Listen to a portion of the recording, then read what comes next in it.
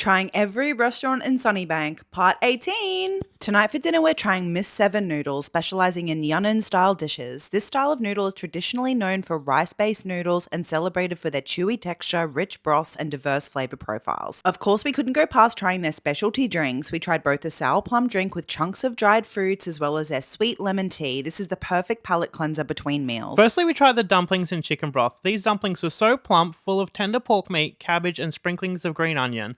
The chicken broth was classic, light, and so comforting to sip on while munching on each of the dumplings. Up next, we opted for the classic dry noodles with minced pork. These were an absolute home run. The noodles were coated in seasoned, subtly crispy minced pork and topped with crushed peanuts, chickpeas, and fresh spring onion.